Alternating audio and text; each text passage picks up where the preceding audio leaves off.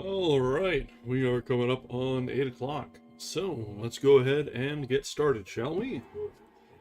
Oop.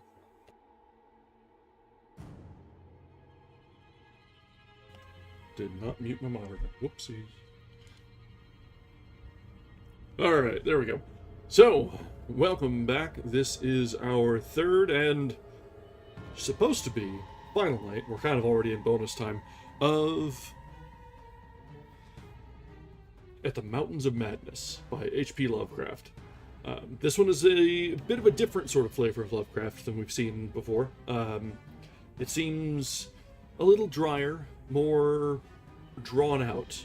There's been revelations and dire innuendos and insinuations, but so far, not a whole lot of action. Yes, there at the end of the first reading there was the loss of the forward party for the expedition, and through the second there was the deep dive into the discoveries upon the plateau, the drawn out history of the elder things, or the old ones.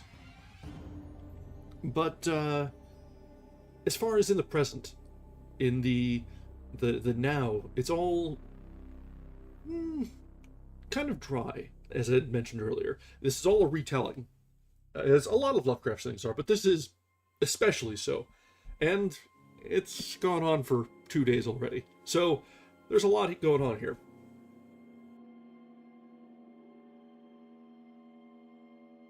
But we are coming to the end, and we will see how things reach their ultimate conclusion in this, the longest of Lovecraft's works. So, let's go ahead and resume where we were with Chapter 9 of At the Mountains of Madness. I have said that our study of the decadent sculptures brought about a change in our immediate objective. This, of course, had to do with the chiseled avenues to the black inner world, of whose existence we had not known before, but which we were now eager to find and traverse.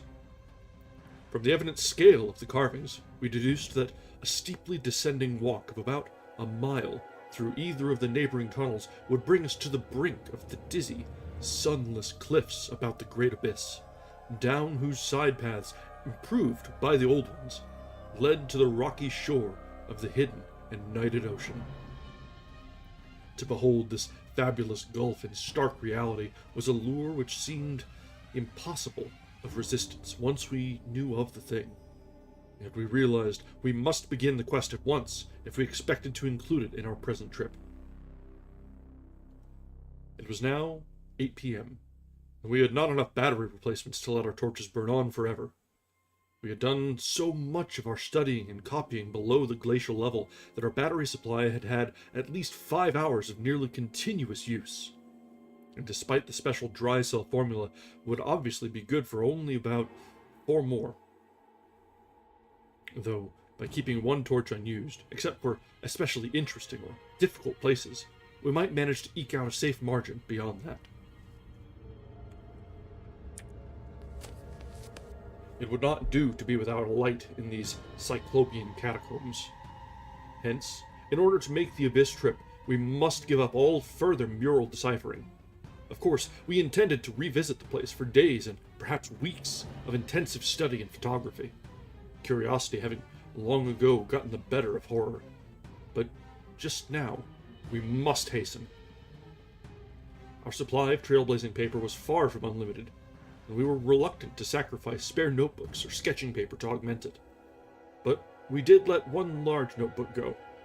If worst came to worst, we could resort to rock chipping, and, of course, it would be possible, even in case of really lost direction, to work up to full daylight by one channel or another, if granted sufficient time for plentiful trial and error. So, at last, we set off eagerly in the indicated direction of the nearest tunnel. According to the carvings from which we had made our map, the desired tunnel mouth could not be much more than a quarter of a mile from where we stood, the intervening space showing solid-looking buildings quite likely to be penetrable still at a subglacial level. The opening itself would be in the basement, on the angle nearest the foothills of a vast five-pointed structure of evidently public and perhaps ceremonial nature, which we tried to identify from our aerial survey of the ruins. No such structure came to our minds as we recalled our flight. Hence, we concluded that its upper parts had been greatly damaged, or that it had been totally shattered in an ice rift we had noticed.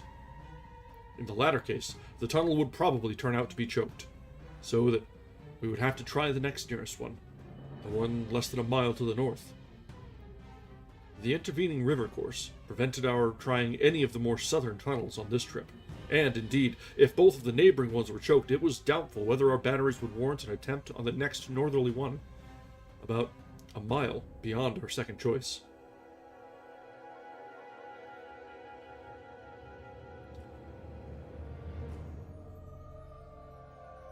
As we threaded our dim way through the labyrinth, with the aid of a map and compass, traversing rooms and corridors in every stage of ruin or preservation, clambering up ramps, crossing upper floors and bridges, and clambering down again, encountering choked doorways and piles of debris, hastening now and then along finely preserved and uncannily immaculate stretches, taking false leads and retracing our way, in such cases removing the blind paper trail we had left, and once in a while striking the bottom of an open shaft, through which daylight poured or trickled down.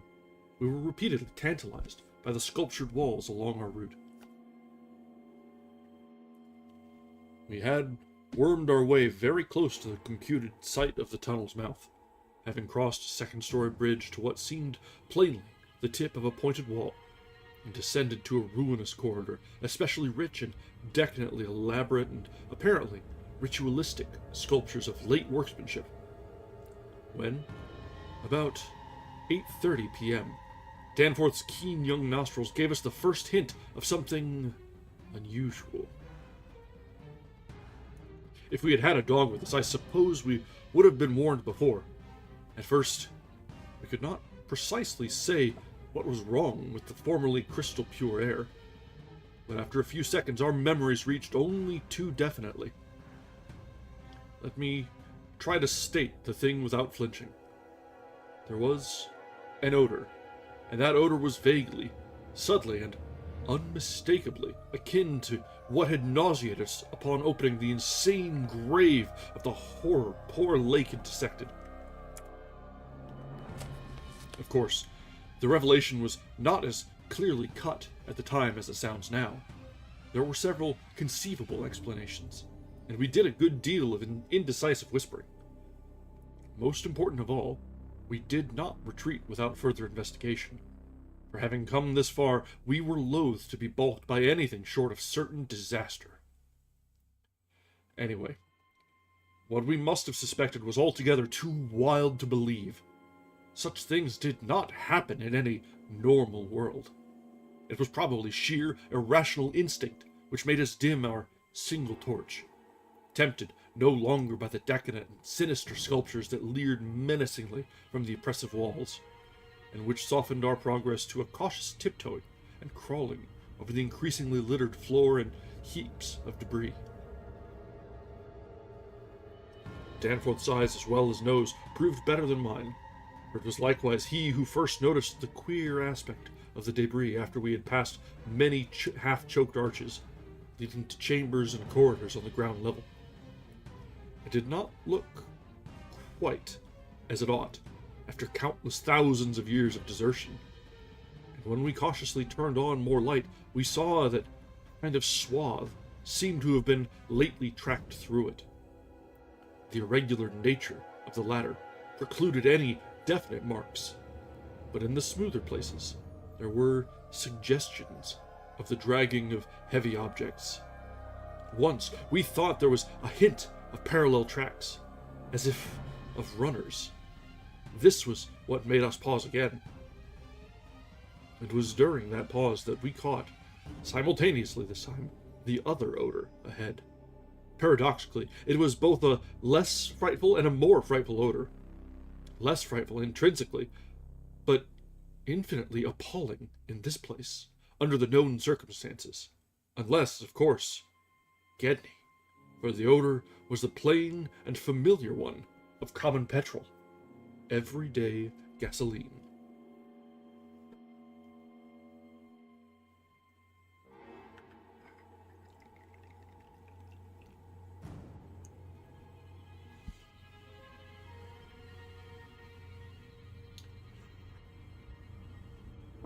Our motivation after that is something I will leave to psychologists.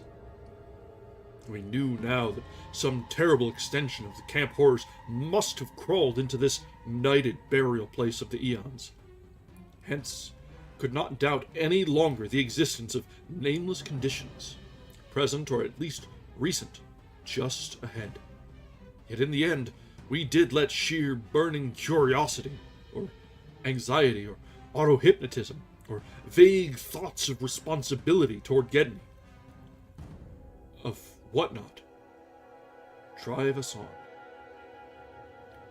Danforth whispered again of the print he thought he had seen at the alley turning in the ruins above, and of the faint musical piping, potentially of tremendous significance in the light of Lake's dissection report, despite his close resemblance to the cave-mouth echoes of the Windy Peaks, which he thought he had shortly afterward half heard from unknown depths below.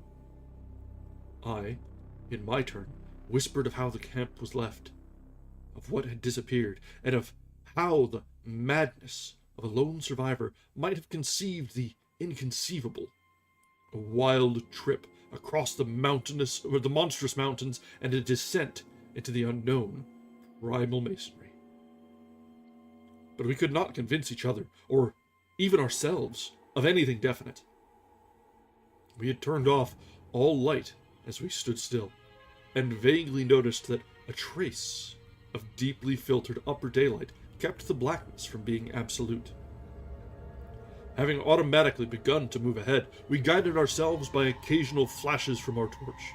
The disturbed debris formed an impression we could not shake off, and the smell of gasoline grew stronger. More and more ruin met our eyes and hampered our feet, until very soon we saw that the forward way was about to cease. We had been all too correct in our pessimistic guess about that rift glimpsed from the air. Our tunnel quest was a blind one, and we were not even going to be able to reach the basement out of which the abyssward aperture opened. The torch, flashing over the grotesquely carved walls of the blocked corridor in which we stood, showed several doorways in various states of obstruction, and from one of them, the gasoline odor, quite submerging that other hint of odor, came with especial distinctness. As we looked more steadily, we saw that beyond a doubt there had been a slight and recent clearing away of debris from that particular opening. Whatever the lurking horror might be, we believed the direct avenue toward it was now plainly manifest. I do not think anyone will wonder that we waited an appreciable time before making any further motion. And yet, when we did venture inside that black arch, our first impression was one of anticlimax. For amidst the littered expanse of that sculptured crypt, a perfect cube with sides of about 20 feet, there remained no recent object of instantly discernible size, so that we looked instinctively, though in vain, for a farther doorway. In another moment, however, Danforth's sharp vision had discovered a place where the floor debris had been disturbed. We turned on both torches full strength, though what we saw in that light was actually simple and trifling. I am none the less reluctant to tell of it because of what it implied. It was a rough leveling of the debris, upon which several small objects lay carelessly scattered, and at one corner of which a considerable amount of gasoline must have been spilled, lately enough to leave a strong odor even at this extreme super-plateau altitude. In other words, it could not be other than a sort of camp. A camp made by questing beings who, like us, had been turned back by the unexpectedly choked way to the abyss. Let me be plain. The scattered objects were, so far as substance was concerned, all from Lake's camp, and consisted of tin cans, as queerly opened as those we had seen at that ravaged place, many spent matches, 3 illustrated books, more or less curiously smudged, an empty ink bottle with its pictorial and instructional carton, a broken fountain pen, some oddly snipped fragments of fur and tent cloth, a used electric battery with circular of directions, a folder that came with our type of tent heater, and a sprinkling of crumpled papers. It was all bad enough, but when we smoothed out the papers and looked at what was on them, we felt we had come to the worst. We had found certain inexplicably blotted papers at the camp, which might have prepared us, yet the effect of the sight, down there in the pre-human vaults of a nightmare city, was almost too much to bear.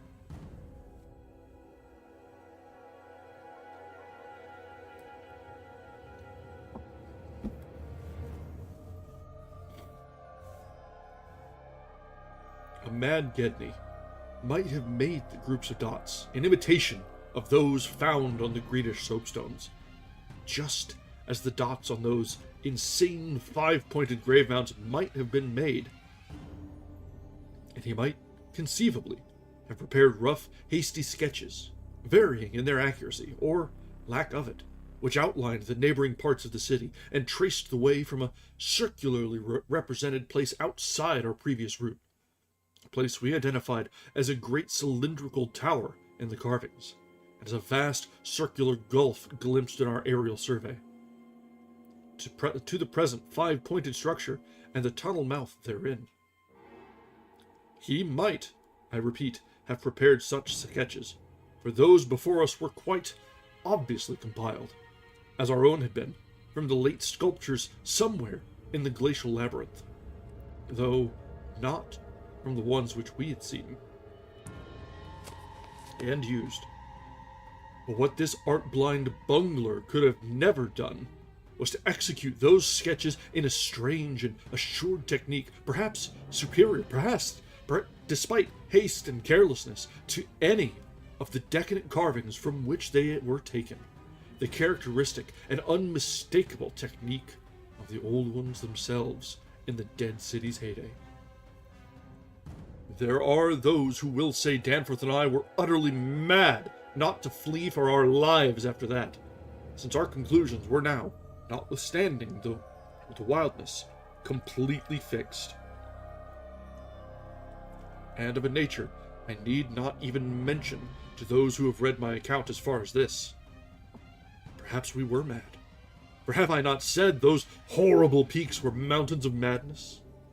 But I think I can detect something of the same spirit, albeit in a less extreme form, in the men who stalk deadly beasts through African jungles to photograph them, or study their habits. Half paralyzed with terror though we were, there was nevertheless fanned within us a blazing flame of awe and curiosity which triumphed in the end.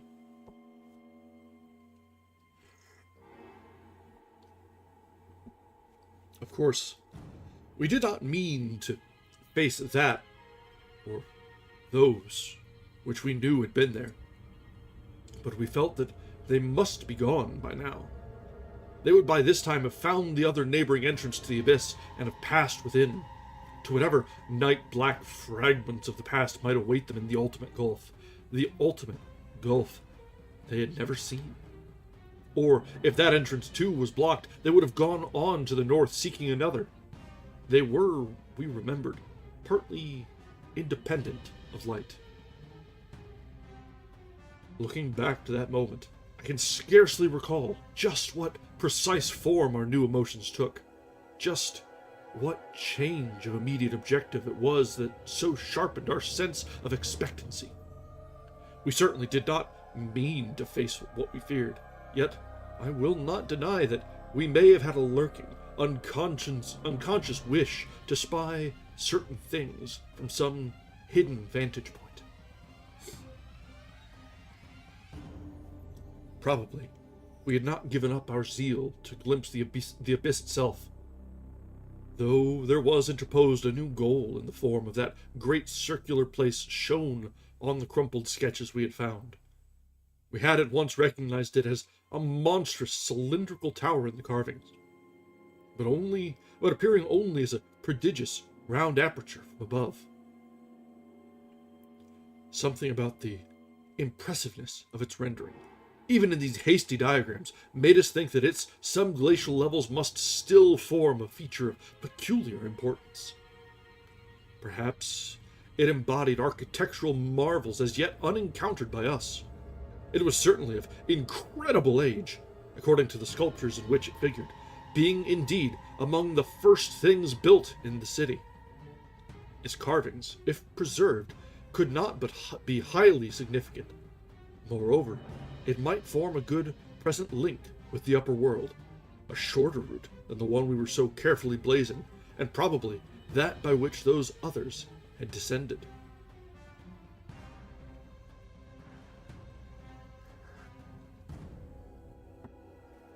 At any rate, the thing we did was to study the terrible sketches, which quite perfectly confirmed our own, and start back over the indicated course to the circular place, the course which our nameless predecessors must have traversed twice before us.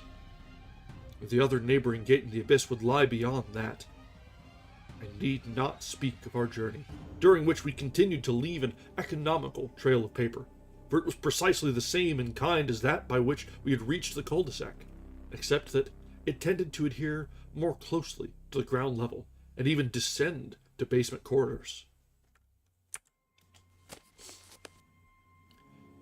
Every now and then, we could trace certain disturbing marks in the debris, or litter underfoot, and after we had passed outside the radius of the gasoline scent, we were again faintly conscious, spasmodically, of that more hideous and more persistent scent. After the way it branched from our former course, we sometimes gave the rays of our single torch a furtive sweep along the walls, noting in almost every case the well-nigh omnipresent sculptures, which indeed seemed to have formed a main aesthetic outlet for the old ones. About 9:30 p.m., while traversing a vaulted corridor whose increasingly glaciated floor seemed somewhat below the ground level, and whose roof grew lower as we advanced, we began to see strong daylight ahead, and were able to turn off our torch. It appeared that we were coming to the vast, circular place, and that our distance from the upper air could not be very great. The corridor ended in an arch, surprisingly low for these megalithic ruins, but we could see much through it, even before we emerged.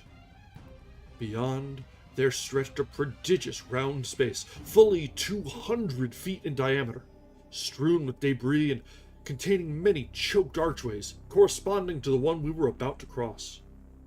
The walls were, in available spaces, boldly sculptured into a spiral band of heroic proportions, and displayed, despite the destructive weathering caused by the openness of the spot, an artistic splendor far beyond anything we had encountered before. The littered floor was quite heavily glaciated, and we fancied that the true bottom lay at a considerably lower depth. But the salient object of the place was the titanic stone ramp which, eluding the archways by a sharp turn outward into the open floor, wound spirally up the stupendous cylindrical wall like an inside counterpart of those once climbing outside the monstrous towers or ziggurats of antique Babylon. Only the rapidity of our flight, and the perspective which confounded the descent with the tower's inner wall, had prevented our noticing this feature from the air, and thus caused us to seek another avenue to the subglacial level. Peabody might have been able to tell what sort of engineering held it in place, but Danforth and I could merely admire and marvel. We could see mighty stone corbels and pillars here and there. But what we saw seemed inadequate to the function performed. The thing was excellently preserved up to the present top of the tower, a highly remarkable circumstance in view of its exposure, and its shelter had done much to protect the bizarre and disturbing cosmic sculptures on the walls.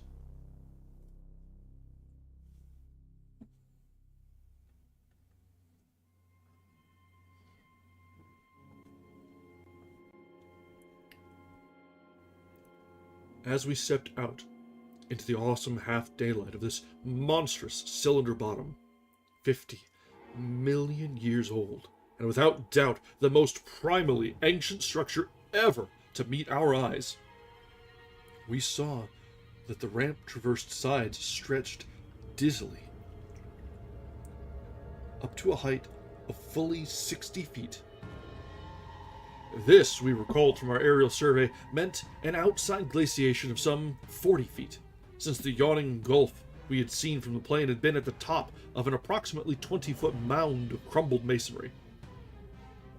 Somewhat sheltered for 3/4 of its circumference by the massive curving walls of a line of higher ruins.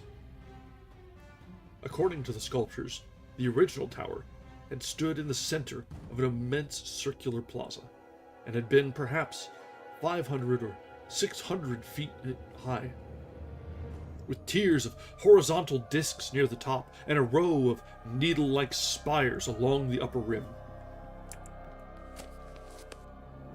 Most of the masonry had been obviously toppled outward rather than inward, a fortunate habit, since otherwise the ramp might have been shattered and the whole interior choked. As it was, the ramp showed sad battering, whilst the choking was such that all the archways seemed to have been half cleared. It took us only a moment to conclude that this was indeed the route by which those others had descended, and that this would be the logical route for our own ascent. Despite the long trail of paper we had left elsewhere, the tower's mouth was no farther from the foothills and our waiting plane than was the great terraced building we had entered, and any further subglacial exploration we might make on this trip would lie in this general region. Oddly, we were still thinking about possible later trips, even after all we had seen and guessed. Then, as we picked our way cautiously over the debris of the great floor, there came a sight which for the time excluded all other manners.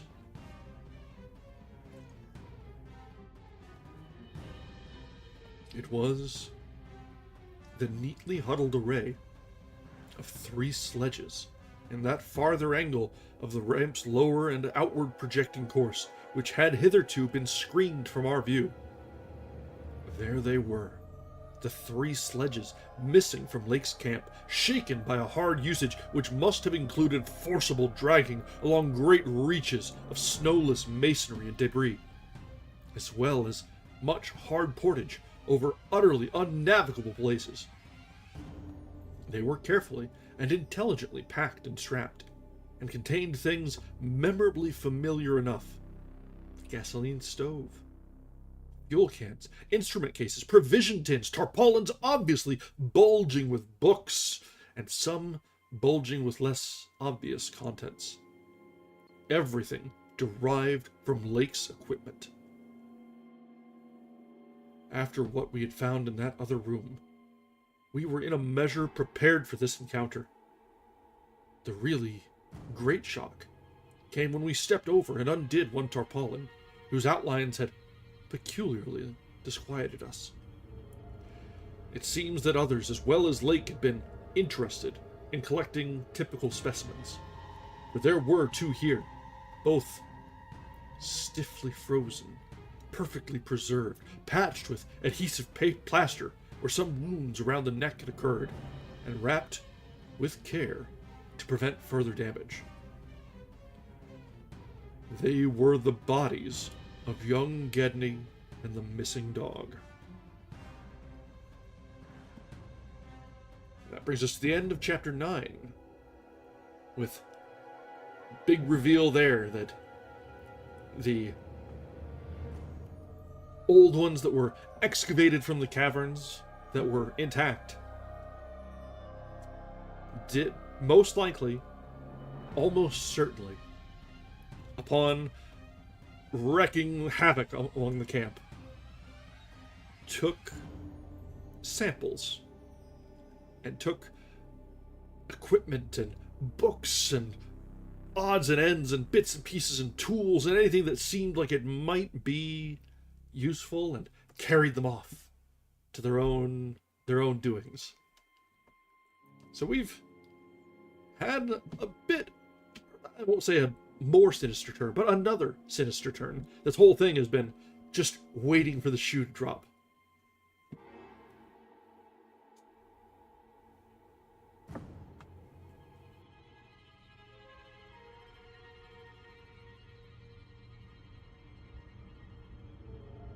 All right, let's go ahead and continue. We've got, about another 25% of the way through this tonight. We'll get to the end, but it's going to be, we'll probably use a lot of the time. So, Chapter 10. Many people will probably judge us callous, as well as mad, for thinking about the northward tunnel and the abyss so soon after our somber discovery. And I am not prepared to say that we would have immediately revived such thoughts, but for a specific circumstance, which broke in upon us and set up a whole new train of speculations. We had replaced the tarpaulin over poor Gedney, and were standing in a kind of mute bewilderment when the sounds finally reached our consciousness. The first sounds we had heard since descending out of the open, where the mountain wind whined faintly from its unearthly heights. Well known and mundane though they were, their presence in this remote world of death was more unexpected and unnerving than any grotesque or fabulous tones could possibly have been, since they gave a fresh upsetting to all our notions of cosmic harmony. Had it been some trace of that bizarre musical piping over a wide range, which Link's dissection report had led us to expect in those others, and which, indeed, our overwrought fancies had been reading into every wind howl we had heard since coming on the Camp Horror, it would have had a kind of hellish congruity with the eon-dead region around us. A voice from other epochs belongs in a graveyard of other epochs. As it was, however, the noise shattered all our profoundly seated adjustments, all our tacit acceptance of the inner Antarctic as a waste, utterly and irrevocably void of every vestige of normal life. What we heard was not the fabulous note of any buried blasphemy of elder Earth, from whose supernal toughness an age-denied polar sun had evoked a monstrous response. Instead, it was a thing so mockingly normal, and so unerringly familiarized by our sea days off Victoria Land and our camp days at McMurdo Sound, that we shuddered to think of it here, where such things ought not to be. To be brief, it was simply the raucous squawking of a penguin. The muffled sound floated from subglacial recesses nearly opposite to the corridor whence we had come, regions manifestly in the direction of that other tunnel to the vast abyss. The presence of a living water bird in such a direction, in a world whose surface was one of age-long and uniform lifelessness, could lead to only one conclusion. Hence, our first thought was to verify the objective reality of the sound. It was indeed repeated, and seemed at times to come from more than one throat. Seeking its source, we entered an archway from which much debris had been cleared, resuming our trailblazing with an added paper supply taken with curious repugnance from one of the tarpaulin bundles on the sledges when we left daylight behind. As the glaciated floor gave place to a litter of detritus, we plainly discerned some curious, dragging tracks, and once Danforth found a distinct print of a sort whose description would be only too superfluous. The course, indicated by the penguin cries, was precisely what our map and compass prescribed as an approach to the more northerly tunnel mouth. And we were glad to find that a bridgeless thoroughfare on the ground and basement levels seemed open. The tunnel, according to the chart, ought to start from the basement of a large pyramidal structure which we seemed vaguely to recall from our aerial survey as remarkably well preserved. Along our path, the single torch showed a customary profusion of carvings, and we did not pause to examine any of these.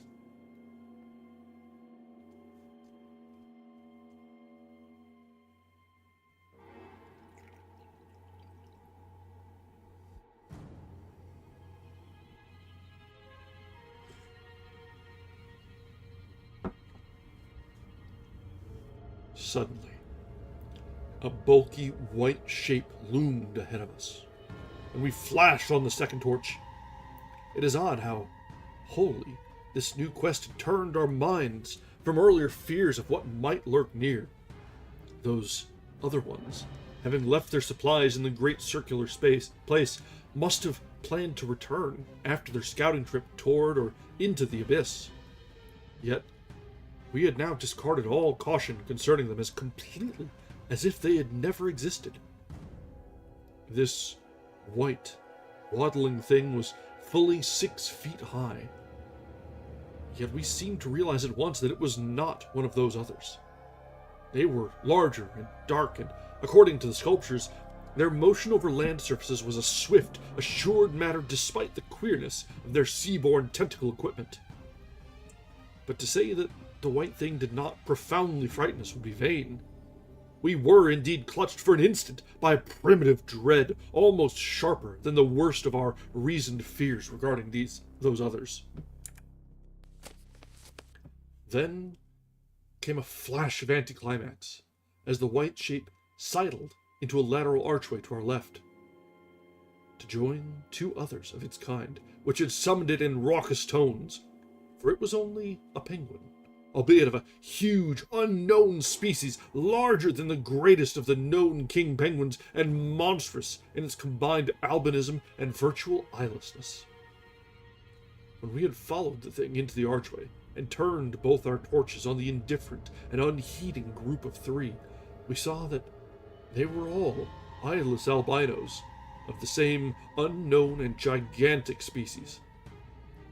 Their size reminded us of some of the archaic penguins depicted in the Old One's sculptures, and it did not take us long to conclude that they were descended from the same stock, undoubtedly surviving through a retreat to some warmer inner region, whose perpetual blackness had destroyed their pigmentation and atrophied their eyes to mere useless slits.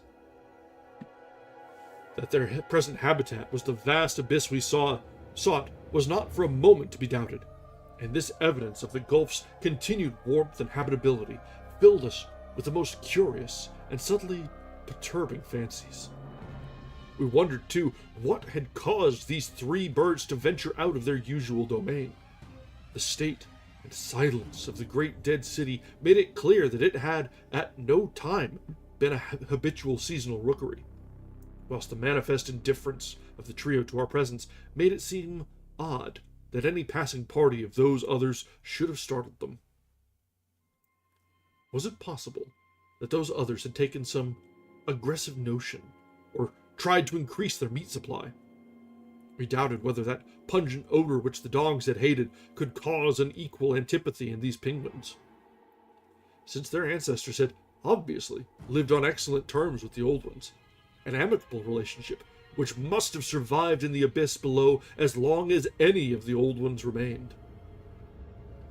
Regretting, in a flare-up of the old spirit of pure science, that we could not photograph these anomalous creatures, we shortly left them to their squawking, and pushed on toward the abyss whose openness was now so positively proved to us.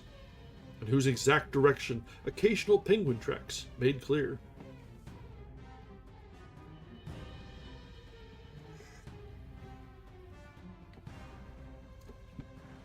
This is about when I would assume that the inspiration for the Mountains of Madness came about when Lovecraft saw a penguin at a zoo and thought, "Oh, how horrible!" It's the only explanation, really.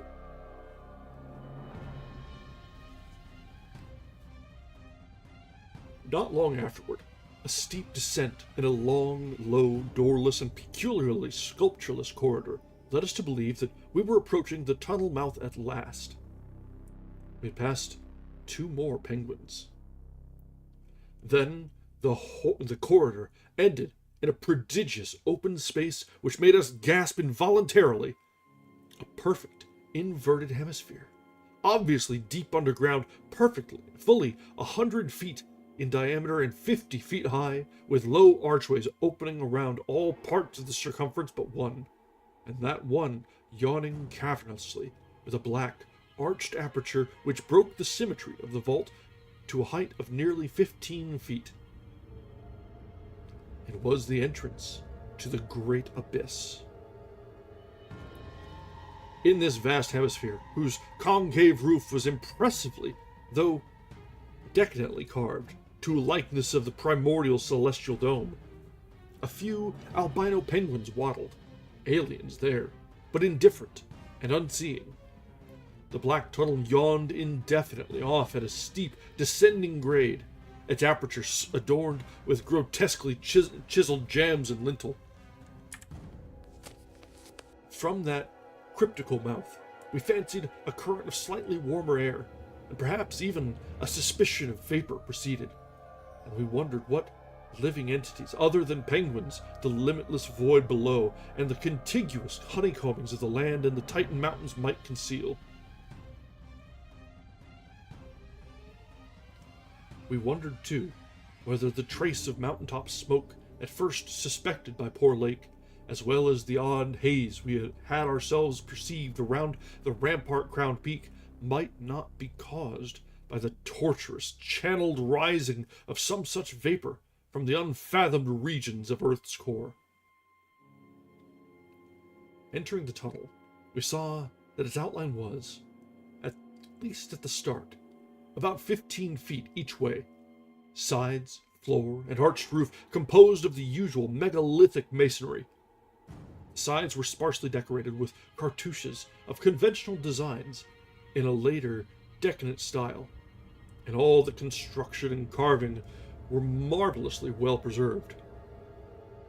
The floor was quite clear, except for a slight detritus bearing outgoing penguin tracks and the inward tracks of those others. The farther one advanced, the warmer it became, so that we were soon unbuttoning our heavy garments. We wondered whether there were any actually igneous manifestations below, and whether the waters of that sunless sea were hot. After a short distance, the masonry gave place to solid rock, though the tunnel kept the same proportions and presented the same aspect of carved regularity. Occasionally, its varying grade became so steep that grooves were cut in the floor. Several times we noted the mouths of small lateral galleries, not recorded in our diagrams. None of them such as to complicate the problem of our return, and all of them welcome as possible refuges in case we met unwelcome entities on their way back from the abyss.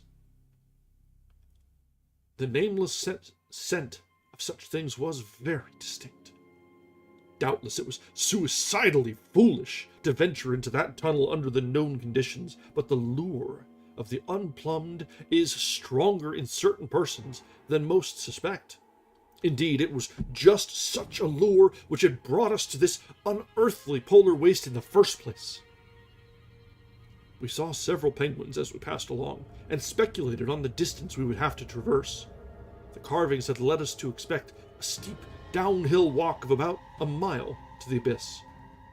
but our previous wanderings had shown us that matters of scale were not wholly to be depended on. After about a quarter of a mile, that nameless scent became greatly accentuated, and we kept very careful track of the various lateral openings we passed. There was no visible vapor, as at the mouth, but this was doubtless due to the air contrasting cooler air.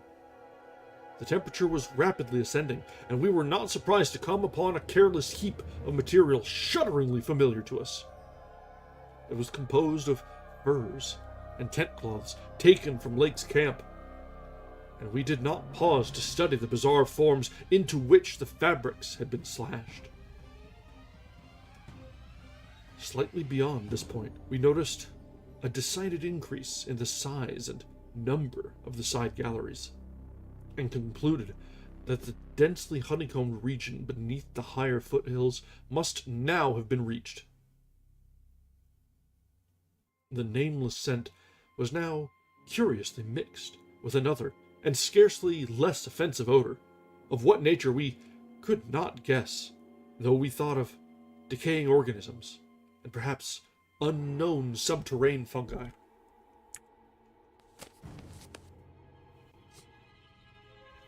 Then came a startling expansion of the tunnel, for which the carvings had not prepared us. A broadening and rising into a lofty, natural-looking elliptical cavern with a level floor, some 75 feet long and 50 broad, with many immense side passages leading away into cryptical darkness.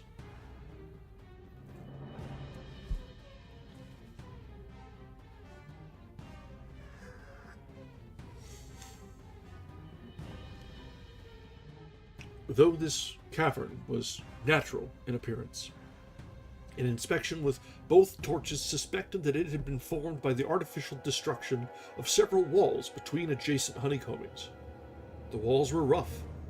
The high vaulted roof was thick with stalactites, but the solid rock floor had been smoothed off and was free from all debris, detritus, or even dust to a positively abnormal extent. Except for the avenue through which we had come, this was true of the floors of all the great galleries opening off from it, and the singularity of the condition was such as to set us vainly puzzling. The curious new fetid, which had supplemented the nameless scent, was excessively pungent here, so much so that it destroyed all trace of the other. Something about this whole place, with its polished and almost glistening floor, struck us as more vaguely baffling and horrible than any of the monstrous things we have previously encountered. The regularity of the passage immediately ahead prevented all confusion as to the right course, amidst this plethora of equally great cave mouths. Nevertheless, we resolved to resume our paper trail blazing, if any further complexity should develop, for dust tracks, of course, could no longer be expected. Upon resuming our direct progress, we cast a beam of torchlight over the tunnel walls and stopped short in amazement at the supremely radical change which had come over the carvings in this part of the passage. We realized, of course, the great decadence of the old one's sculpture at the time of the tunneling, and had indeed noticed the inferior workmanship of the arabesques in the stretches behind us. But now, in this deeper section beyond the cavern, there was a sudden difference, wholly transcending explanation, a difference in basic nature as well as in mere quality, and involving so profound and calamitous a degradation of skill that nothing in the hitherto observed rate of decline could have led one to expect it. This new and degenerate work was coarse, bold, and wholly lacking in delicacy of detail. It was countersunk, with exaggerated depth and bands following the same general line as the sparse cartouches of the earlier sections. But the height of the reliefs did not reach the level of the general surface. Danforth had the idea that it was a second carving, a sort of palimpsest, formed after the obliteration of a previous design. In nature, it was wholly decorative and conventional, and consisted of crude spirals and angles roughly following the quintile mathematical tradition of the old ones, yet seeming more like a parody than a perpetuation of that tradition. Since we could not afford to spend any considerable time in study, we resumed our advance after a cursory look. We saw and heard fewer penguins, but thought we caught a vague suspicion of an infinitely distant chorus of them somewhere deep within the earth. The new and inexplicable odor was abominably strong, and we could scarcely detect a sign of that other nameless scent. Puffs of visible vapor ahead bespoke increasing contrasts in temperature, and the relative nearness of the sunless sea cliffs of the great abyss. Then, quite unexpectedly, we saw certain obstructions on the polished floor ahead.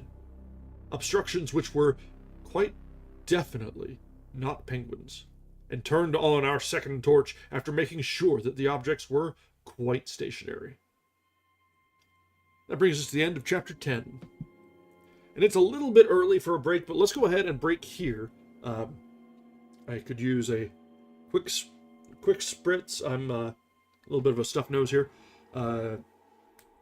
Top up the drink, and then we will be back in just a little bit, and we will push through to the end. We've got about 9-10 more pages left to go. So we are coming up on the home stretch. So, be back in just a few minutes, and we'll see where the story takes us. Thanks, guys.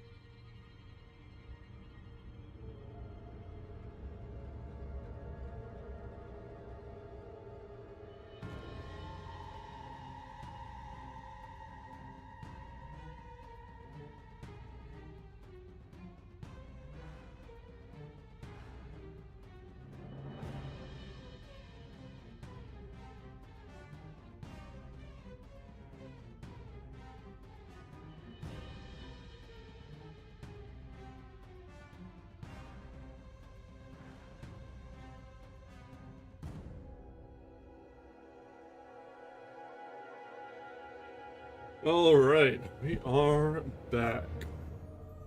Moving a little slow, kind of sore.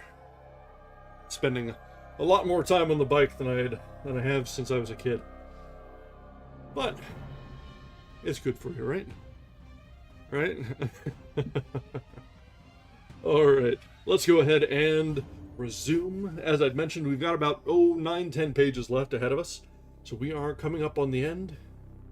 And there's something going on with these penguins, I swear.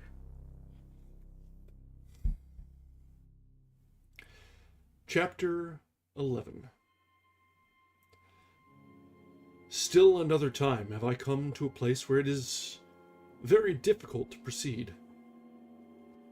I ought to be hardened by this stage. But there are some experiences and intimations which scarred too deeply to permit of healing, and leave only such added sensitiveness that memory re-inspired all the original horror.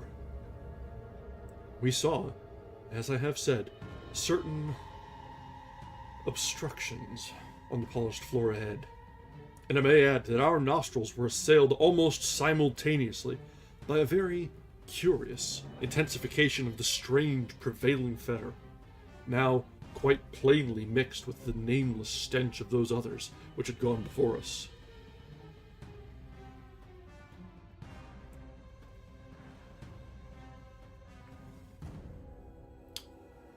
Oh, I could definitely do with an Aperol Spritz too, yeah. That does sound pretty good. But no, sadly, less fun. Afrin to clear up the nasal passages. Probably as we get about 10 minutes in, I'll be able to breathe. It'll be wonderful. Wonderful.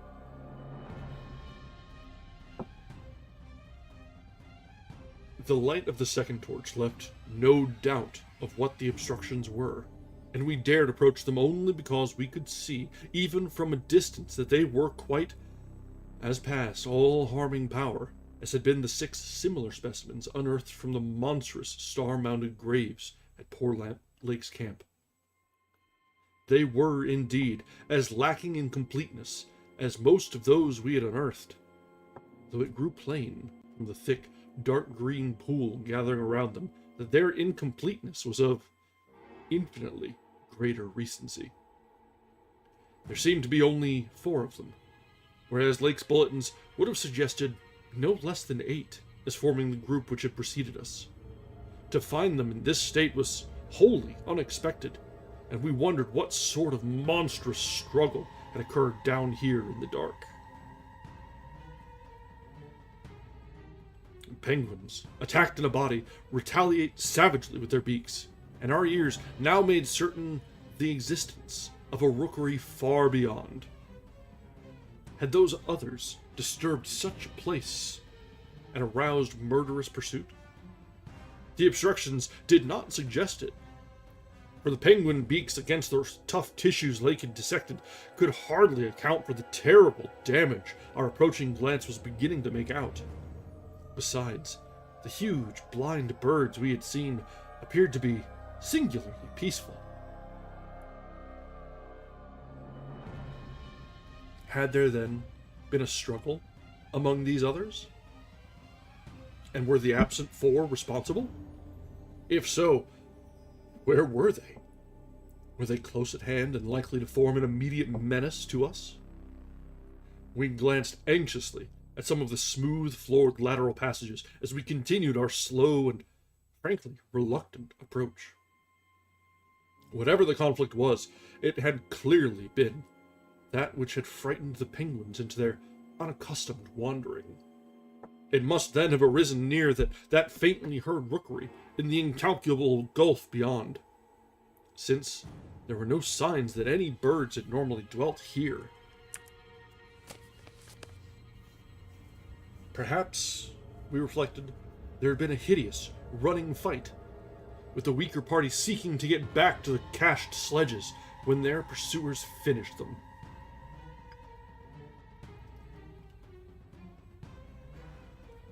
One could picture the demonic fray between namelessly monstrous entities as it surged out of the black abyss with great clouds of frantic penguins squawking and scurrying ahead.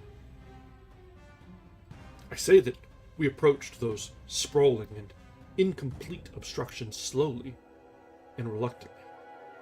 Would to heaven we had never approached them at all, but had run back at top speed out of that blasphemous tunnel with the greasily smooth floors and the degenerate murals aping and mocking the things they had superseded. Run back before we had seen what we did see, and before our minds were burned with something which will never let us breathe easily again.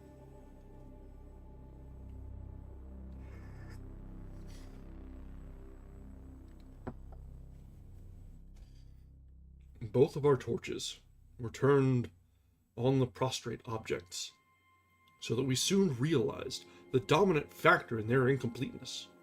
Mauled, compressed, twisted, and ruptured as they were, their chief common injury was total decapitation. From each one, the tentacled starfish head had been removed, and as we drew near, we saw that the manner of removal looked more like some hellish tearing or suction than like any ordinary form of cleavage. Their noisome, dark green ichor formed a large spreading pool, but its stench was half overshadowed by that newer and stranger stench, here more pungent than at any other point along our route.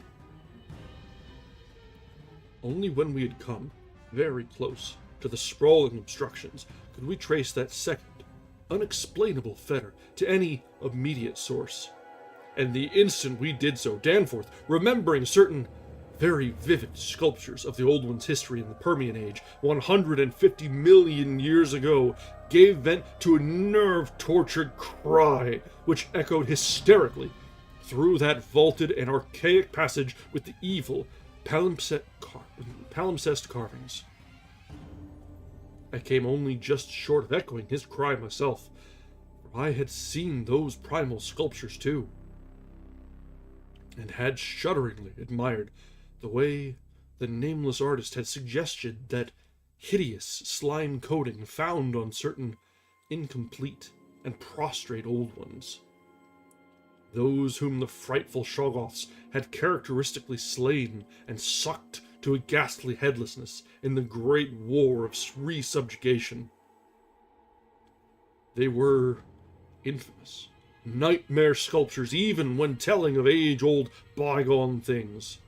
For Shoggoths and their work ought not be seen by human beings or portrayed by any beings. The mad author of the Necronomicon had nervously tried to swear that none had been bred on this planet, and that only drugged dreamers had ever conceived them, formless protoplasm, able to mock and reflect all forms and organs and processes. Viscous agglutinations of bubbling cells, rubbery, 15-foot spheroids, infinitely plastic and ductile. Slaves of suggestion, builders of cities, more and more sullen, more and more intelligent, more and more amphibious, more and more imitative. Great heaven! What madness made even these blasphemous old ones willing to use and to carve such things? And now, when Danforth and I saw the freshly glistening and reflectively iridescent black slime which clung thickly to those headless bodies and stank obscenely with that new, unknown odor, whose cause only a diseased fancy could envisage, clung to those bodies and sparkled less voluminously on a clear part of the accursedly resculptured wall in a series of grouped dots. We understood the quality of cosmic fear to its uttermost depths. It was not fear of those four missing others, for all too well did we suspect they would do no harm again. Poor devils. After all, they were not evil things of their kind. They were the men of another age and another order of being. Nature had played a hellish jest on them. as it will on any others that human madness, callousness, or cruelty may hereafter drag up in that hideously dead or sleeping polar waste. And this was their tragic homecoming. They had not been even savages, for what indeed had they done? That awful awakening in the cold of an unknown epoch? Perhaps an attack by the furry, frantically barking quadrupeds, and a day's defense against them? And the equally frantic white simians with the queer wrappings and paraphernalia? Poor Lake, poor Gedney, and poor old ones. Scientists to the last, what had they done that we would not have done in their place? Lord, what intelligence and persistence! What a facing of the incredible! Just as those carven kinsmen and forebears had faced things only a little less incredible. Radiance, vegetables, monstrosities, star spawn, whatever they had been, they were men! They'd crossed the icy peaks, on whose templed slopes they'd once worshipped and roamed among the tree ferns. They'd found their dead city brooding under its curse, and had read its carven latter days as we had done. They'd tried to reach their living fellows in fabled depths of blackness they had never seen. And what had they found? All this flashed in unison through the thoughts of Danforth and me as we looked from those headless, slime-coated shapes to the loathsome palimpsest sculptures and the diabolical dot groups of fresh slime on the wall beside them. Looked and understood at what must have triumphed and survived down there in the cyclopean water city of that nighted, penguin-fringed abyss, whence even now a sinister, curling mist had begun to belch pallidly, as if in answer to Danforth's hysterical scream.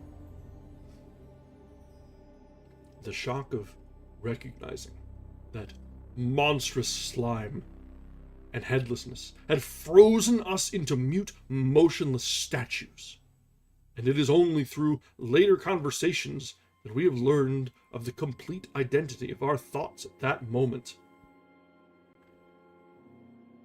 It seemed eons that we stood there, but actually it could not have been more than 10 or 15 seconds.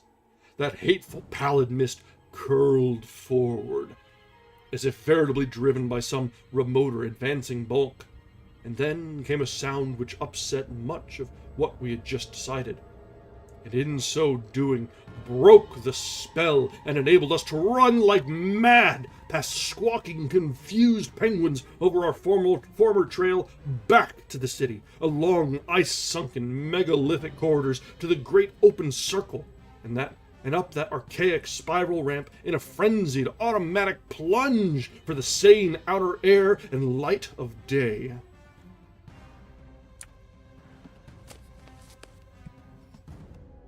And we have here a picture. So just a moment, I will get that thrown in.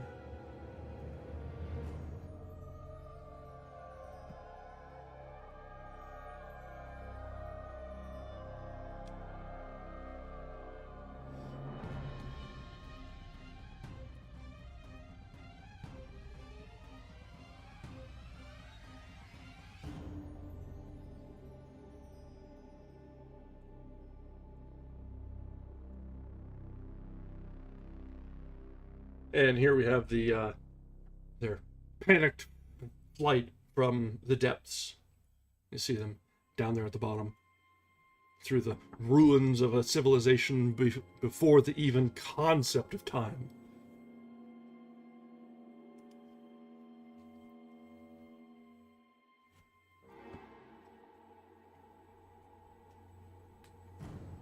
The new sound, as I have intimated, upset much that we had decided, because it was what poor Lake's dissection had led us to attribute to those we had just judged dead. It was, Danforth later told me, precisely what he had caught in infinitely muffled form when at that spot beyond the alley corner above the glacial level. and it certainly had a shocking resemblance to the wind pipings we had both heard around the lofty mountain caves. At the risk of seeming puerile, I'll add another thing too, if only because of the surprising way Danforth's impression chimed with mine. Of course, common reading is what prepared us both to make the interpretation, though Danforth has hinted at queer notions about unsuspected and forbidden sources to which Poe may have had access when writing his Arthur Gordon Pym a century ago. It will be remembered that in that fantastic tale there was a word of unknown but terrible and prodigious significance connected with the Antarctic and screamed eternally by the gigantic, spectrally snowy birds of that malign region's core. Tekeli-li! Tekeli-li! That, I may admit, is exactly what we thought we heard conveyed by that sudden sound behind the advancing white mist. That insidious, musical piping over a singularly wide range. I think he mentioned Poe and maybe even Pym earlier in this book. So he's sort of dropping hints to his own inspiration. We're going to need to read Poe at some point. It's kind of inevitable, really. If we're reading one sort of horror-ish, it'd be silly not to tackle Poe, right? Maybe as we get a little bit... Well, we've got a lot planned for, like, the October season. So we've got to get through, like, Bram Stoker, and there's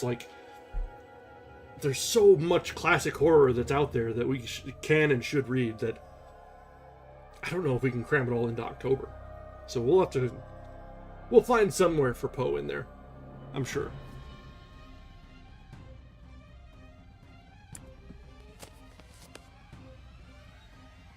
We were in full flight before 3 notes or syllables had been uttered, though we knew that the swiftness of the old ones would enable any scream-roused and pursuing survivor of the slaughter to overtake us in a moment if it really wished to do so.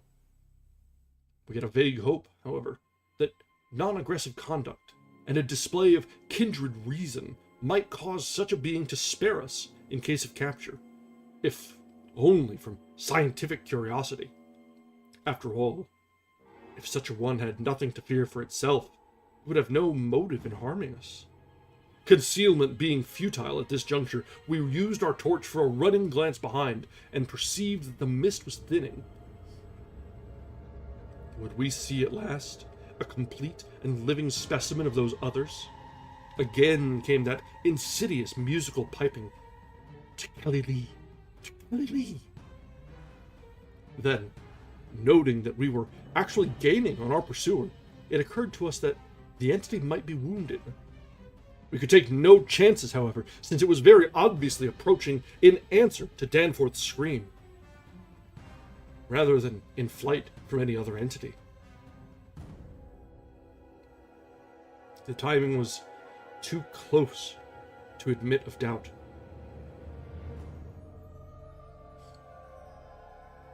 Of the whereabouts of that less conceivable and less mentionable nightmare, that fetid, unglimpsed mountain of slime-spewing protoplasm whose race had conquered the abyss and sent land pioneers to recarve and squirm through the burrows of the hills, we could form no guess, and it cost us a genuine pang to leave this probably crippled old one, perhaps a lone survivor, to the peril of recapture and a nameless fate. Thank heaven, we did not slacken our run. The curling mist had thickened again, and was driving ahead with increased speed, whilst the straying penguins in our rear were squawking and screaming and displaying signs of a panic really surprising in view of their relatively minor confusion when we had passed them. Once more came that sinister, wide-ranged piping, "Tekeli-li! Tekeli-li!" We had been wrong. The thing was not wounded, but had merely paused on encountering the bodies of its fallen kindred and the hellish slime inscription above them. We could never know what that demon message was, but those burials at Lake's camp had shown how much importance the beings attached to their dead.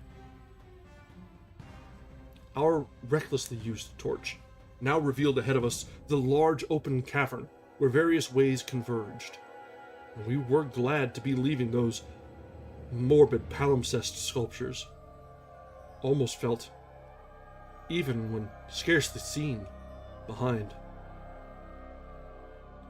Another thought which the advent of the cave inspired was the possibility of losing our pursuer at this bewildering focus of large galleries.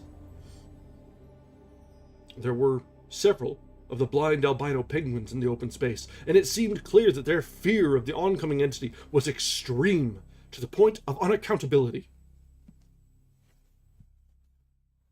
If, at that point, we dimmed our torch to the very lowest limit of traveling need, keeping it strictly in front of us, the frightened, squawking motions of the huge birds in the mist might muffle our footfalls, screen our true course, and somehow set up a false lead.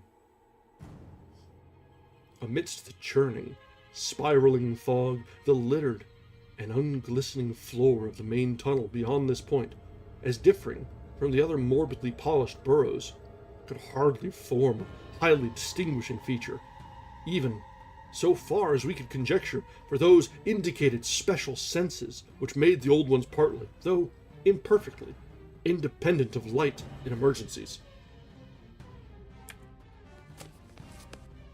In fact, we were somewhat apprehensive lest we go astray ourselves in our haste, for we had, of course, decided to keep straight on toward the dead city, since the consequences of loss in those unknown foothill honeycombings would be unthinkable. The fact that we survived and emerged is sufficient proof that the thing did take a wrong gallery, whilst we providentially hit on the right one. The penguins alone could not have saved us, but in conjunction with the mist, they seemed to have done so. Only a benign fate kept the curling vapors thick enough at the right moment. They were constantly shifting and threatening to vanish. Indeed, they did lift for a second just before we emerged from the nauseously resculptured tunnel into the cave, so that we actually caught one first and only half glimpse of the oncoming entity as we cast a final, desperately fearful glance backward before dimming the torch and mixing with the penguins in the hope of dodging pursuit. If the fate which screened us was benign, that which gave us the half glimpse was infinitely the opposite. For to that flash of semi-vision can be traced a full half of the horror which has ever since haunted us.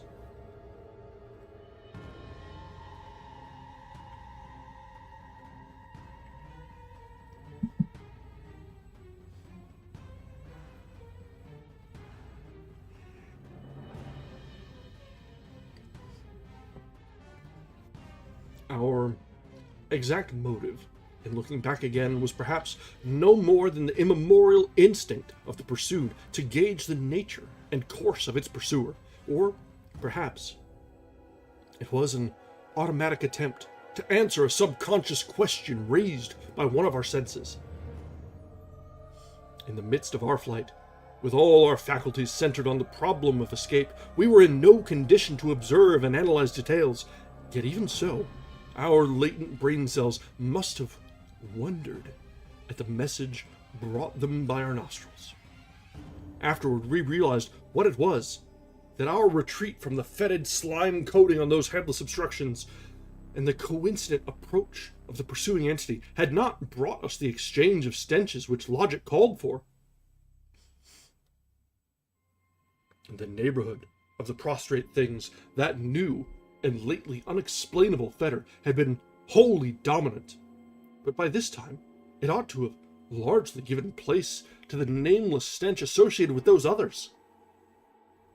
This it had not done, for instead, the newer and less bearable smell was now virtually undiluted, growing more and more poisonously insistent each second. So we glanced back. Simultaneously, it would appear, though no doubt the incipient motion of one prompted the imitation of the other. As we did so, we flashed both torches full strength at the momentarily thinned mist, either from sheer primitive anxiety to see all we could, or in a less primitive, but equally subconscious effort to dazzle the entity before we dimmed our light and dodged among the penguins of the labyrinth's center ahead. Unhappy act! Not Orpheus himself or Lot's wife paid much more dearly for a backward glance. And again came that shocking, wide-ranged piping, "To Kelly Lee! To Kelly Lee!" Danforth was totally unstrung, and the first thing I remember of the rest of the journey was hearing him lightheadedly chant a hysterical formula in which I alone of mankind could have found anything but insane irrelevance. It reverberated in falsetto echoes among the squawks of the penguins, reverberated through the vaulting ahead, and, thank heaven, through the now empty vaultings behind. He could not have begun it at once, else we would not have been alive and blindly racing. I shudder to think of what a shade of difference in his nervous reactions might have brought. South Station under, Washington under, Park Street under, Kendall, Central, Harvard. The poor fellow was chanting the familiar stations of the Boston-Cambridge Tunnel that burrowed through our peaceful native soil thousands of miles away in New England. Yet to me, the ritual had neither irrelevance nor home feeling. It had only horror, because I knew unerringly the monstrous, nefandrous analogy that had suggested it. We had expected, upon looking back, to see a terrible and incredible moving entity if the mists were thin enough. But of that entity we had formed a clear idea. What we did see, for the mists were indeed all too malignly thinned, was something altogether different, and immeasurably more hideous and detestable.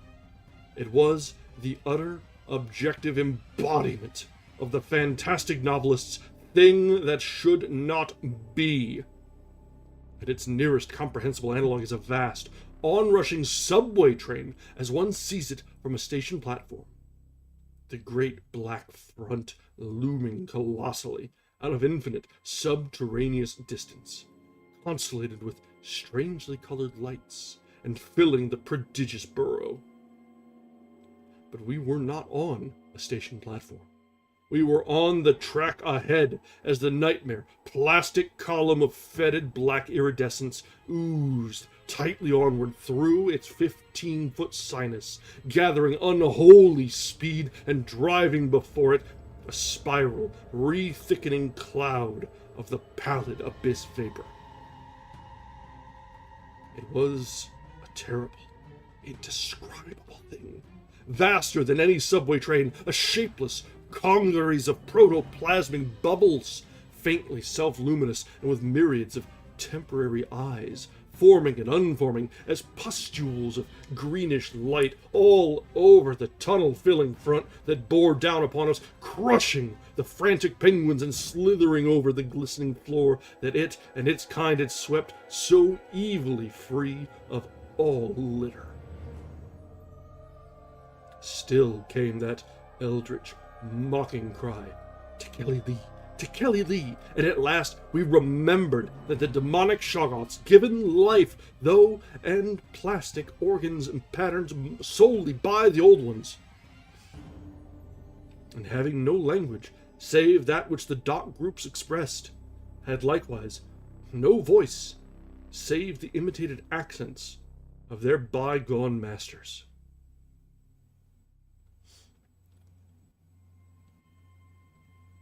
Chapter 12. Danforth and I have recollections of emerging into the great sculptured hemisphere, and of threading our back trail through the cyclopean rooms and corridors of the dead city. Yet These are purely dream fragments, involving no memory of volition, details, or physical exertion. There was something vaguely appropriate about our departure from those buried epochs. For as we wound our panting way up the 60-foot cylinder of primal masonry, we glimpsed beside us a continuous procession of heroic sculptures in the dead race's early and undecayed technique. A farewell from the old ones, written 50 million years ago. Finally, scrambling out at the top, we found ourselves on a great mound of tumbled blocks, with the curved walls of higher stonework rising westward, and the brooding peaks of the great mountains showing beyond the more crumbled structures toward the east. The sky above was a churning, an opalescent mass of tenuous ice vapors, and the cold clutched at our vitals. In less than a quarter of an hour, we had found the steep grade to the foothills, the probable ancient terrace by which we had descended, and could see the dark bulk of our great plain amidst the sparse ruins on the rising slope ahead. Halfway uphill toward our goal, we paused for a momentary breathing spell, and turned to look again at the fantastic tangle of incredible stone shapes below us, once more outlined mystically against an unknown west. As we did so, we saw that the sky beyond had lost its morning haziness, the restless ice vapors having moved up to the zenith, where their mocking outlines seemed on the point of settling into some bizarre pattern which they feared to make quite definite or conclusive.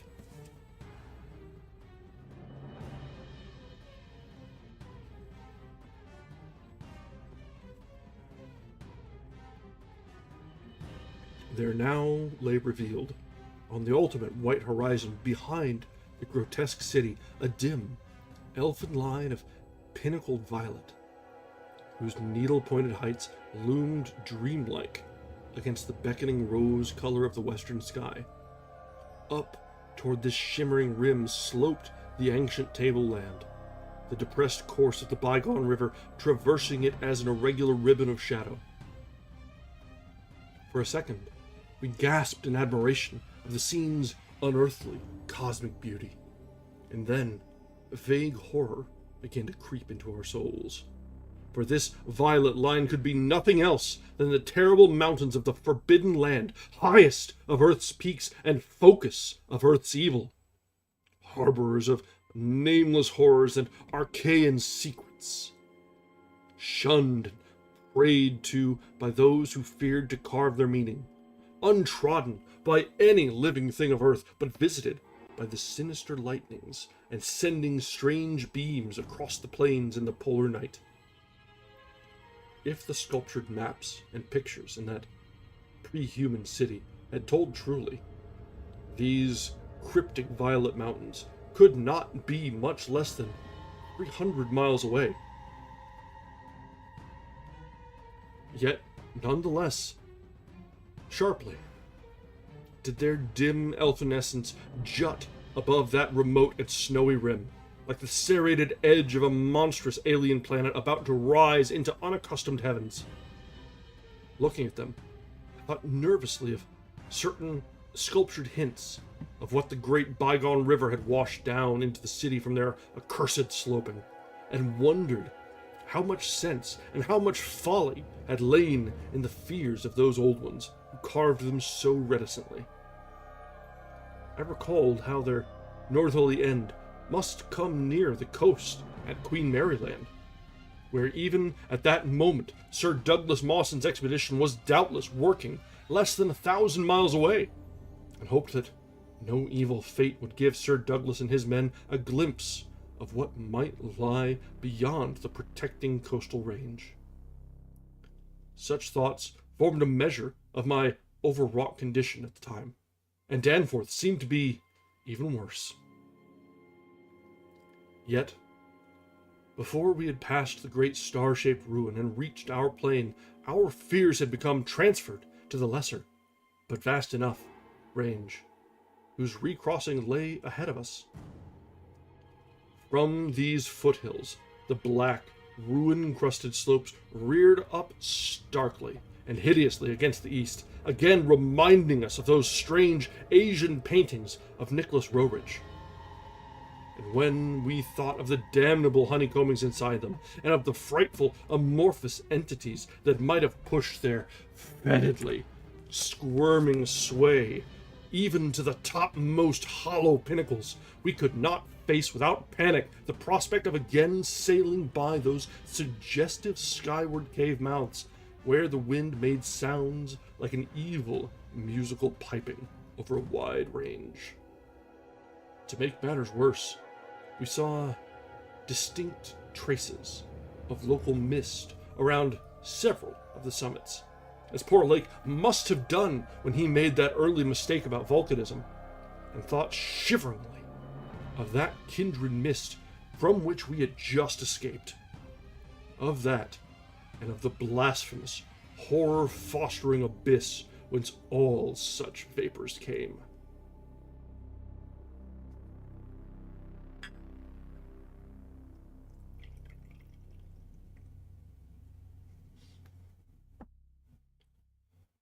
All was well with the plane, and we clumsily hauled on our heavy flying furs. Danforth got the engine started without trouble, and we made a very smooth takeoff over the Nightmare City. At a very high level, there must have been great disturbance, since the ice dust clouds of the zenith were doing all sorts of fantastic things. But at 24,000 feet, the height we needed for the pass, we found navigation quite practicable. As we drew close to the jutting peaks, the wind's strange piping again became manifest, and I could see Danforth's hands trembling at the controls. Rank amateur though I was, I thought at that moment that I might be a better navigator than he in effecting the dangerous crossing between pinnacles. And when I made motions to change seats and take over his duty, he did not protest. I tried to keep all my skill and self-possession about me, and stared at the sector of reddish farther sky betwixt the walls of the past. But Danforth, released from his piloting, and keyed up to a dangerous and nervous pitch, could not keep quiet.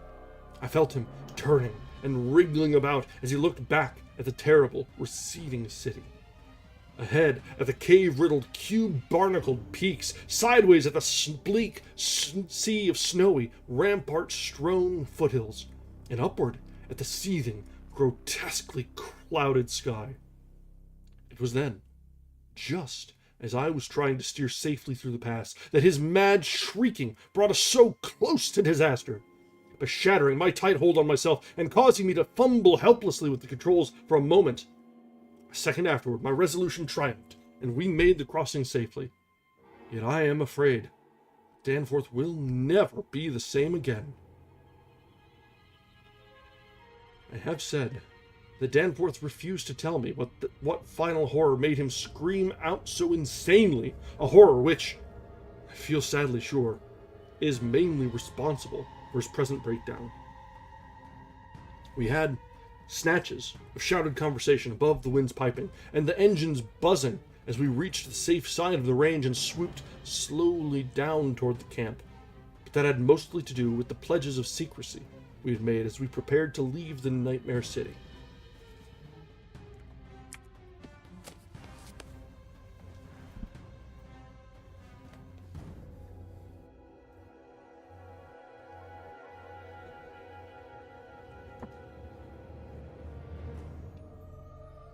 All that Danforth has ever hinted is that the final horror was a mirage. It was not, he declares, anything connected with the cubes and caves of those echoing, vaporous, wormily honeycombed mountains of madness which we crossed, but a single, fantastic, demonic glimpse among the churning westward zenith clouds of what lay back of those other violet westward mountains, which the old ones had shunned and feared. He has, on rare occasions, whispered disjointed and irresponsible things about the Black Pit, the carven rim, the proto-shoggoths, the windowless solids with 5 dimensions, the nameless cylinders, the elder Pharos, Yog-Sothoth, the primal white jelly, the color out of space, the wings, the eyes in darkness, the moon ladder, the original, the eternal, the undying, and other bizarre conceptions. But when he is fully himself, he repudiates all this and attributes it to his curious and macabre readings of earlier years. Danforth, indeed, is known to be among the few who have ever dared so completely through that worm-riddled copy of the Necronomicon kept under lock and key in the college library. The higher sky, as we crossed the range, was surely vaporous and disturbed enough.